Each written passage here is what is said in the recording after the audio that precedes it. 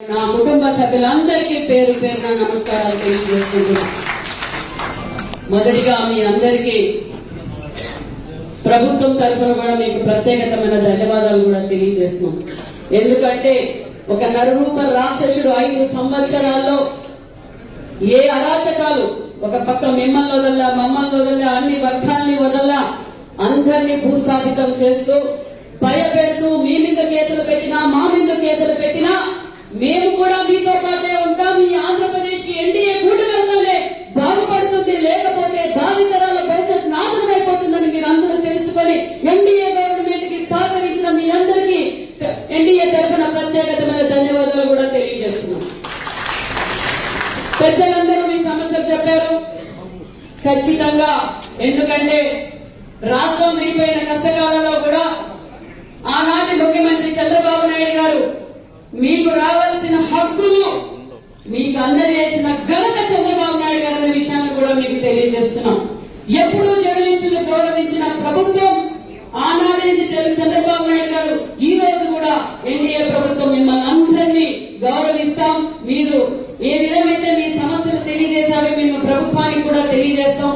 ముఖ్యమంత్రి గారు కావచ్చు, నారా లోకేష్ గారు కావచ్చు, డిప్యూటీ సీఎం పవన్ కళ్యాణ్ గారు కూడా కావచ్చు, అందరూ మిమ్మల్ని గౌరవిస్తాం. మేము మా కుటుంబ సభ్యులతోనే మేము భావిస్తామన్న విషయాన్ని కూడా మీకు తెలియజేస్తున్నాం.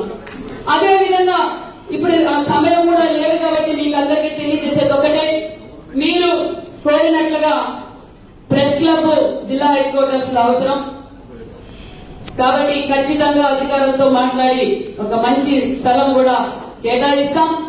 ప్రెస్ క్లబ్ నిర్మాణాన్ని కూడా మా వంతు సహాయం కూడా మేము అందజేస్తామని కూడా మీకు తెలియజేస్తున్నాం. అదేవిధంగా పెద్దలు అడిగారు, హౌసింగ్ సైట్ గురించి అడిగారు. హౌసింగ్ సైట్ తో పాటు మరి అధ్యక్షులు వారు నిర్మాణం కూడా చేయాలన్నారు. ఖచ్చితంగా అది కూడా ప్రభుత్వం దృష్టికి తీసుకెళ్లి పరిష్కారం చేస్తామని కూడా మీకు తెలియజేస్తున్నాం.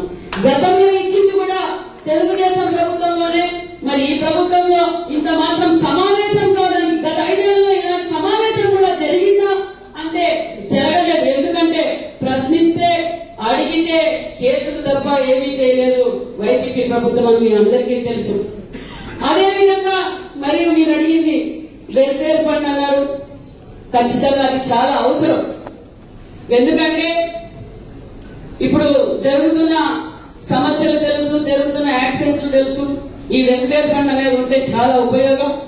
మరి నా వంతుగా కూడా 1,116,000 రూపాయలు వెల్ఫేర్ ఫండ్ కూడా ప్రకటిస్తున్నాం. అదేవిధంగా మొన్నటి రోజు TV5 ఒక యువకుడు హార్ట్ అటాక్ తో చనిపోయినాడు, రాజేష్ శేఖర్. ఆ రోజు కూడా నేను లేను. ఆ కుటుంబానికి కూడా 1,00,000 రూపాయలు కూడా నేను ఆ కుటుంబ సహాయార్థం కూడా అందజేస్తానని కూడా మీకు తెలియజేస్తున్నా. అదేవిధంగా మీరు ఇన్సూరెన్స్ అన్నారు. ఇన్సూరెన్స్ గురించి అన్న సత్యకుమార్ గారు కూడా ఎక్స్ప్లెయిన్ చేస్తారు.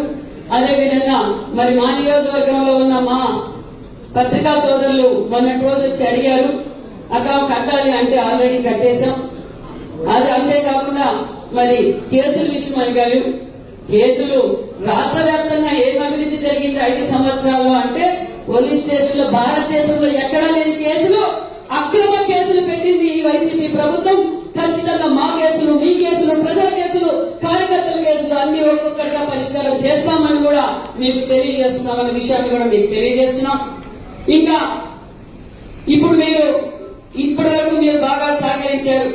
ఈ రోజు నేను ఈ స్థాయిలో ఉన్నా అన్నా దానికి మీరు కూడా కారణం అనే విషయాన్ని కూడా తెలియజేస్తున్నాం.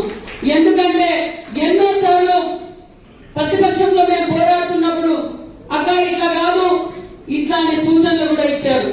అధికారంలోకి వచ్చాక అక్కగా first time MLA, first time మంత్రి అయ్యో, ఇలా కాదు ఇలా పోవాలని కూడా నా కుటుంబ సభ్యులు ఎలా సలహా ఇస్తారో అలా మీరు కూడా నాకు సలహా ఇచ్చారు. చాలా సంతోషం. ఎన్డీఏ ప్రభుత్వం ఎప్పుడు మీకు సహకరిస్తూనే ఉంటుందన్న విషయాన్ని కూడా మీకు తెలియజేస్తున్నాం. అంతేకాకుండా మరి ఇంకా ఎలాగో మనం సంపూర్ణమైన మెజార్టీ తెచ్చాం.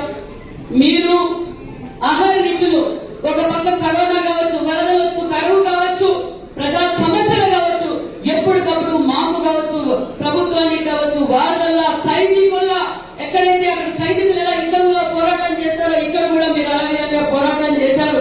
కరోనా సమయంలో ఎవరు బయటికి రాకపోయినా మీరు చాలా చోట్ల వచ్చి ఇక్కడ ఇలా జరుగుతుంది, ఇక్కడ మెడికల్ ఇలా ఇబ్బంది పడుతున్నారనే విషయాన్ని ఎప్పటికప్పుడు సోషల్ మీడియాలో పెట్టి చాలా అలర్ట్ చేశారు. అలా మీరు ఎప్పుడు నిరంతరం ప్రజల కోసం కష్టపడ్డాం, మేము అలాగే కష్టపడుతున్నాం. కాబట్టి మన ఇద్దరం ఒకటవుతే ఇంకా గ్రౌండ్ స్థాయిలో ఉన్న సమస్యలు కూడా పరిష్కారం చేయవచ్చనే విషయాన్ని కూడా మీకు తెలియజేస్తూ ఎన్డీఏ ప్రభుత్వం ఎప్పుడూ మీకు అండగా ఉంటుందని కూడా తెలియజేస్తూ మరి నాకు ఈ అవకాశం ఇచ్చిన మిత్రులందరికీ మరొకసారి ధన్యవాదాలు కూడా తెలియజేసుకుంటూ జై హింద్, జై Telugu Desam. Thank you very much.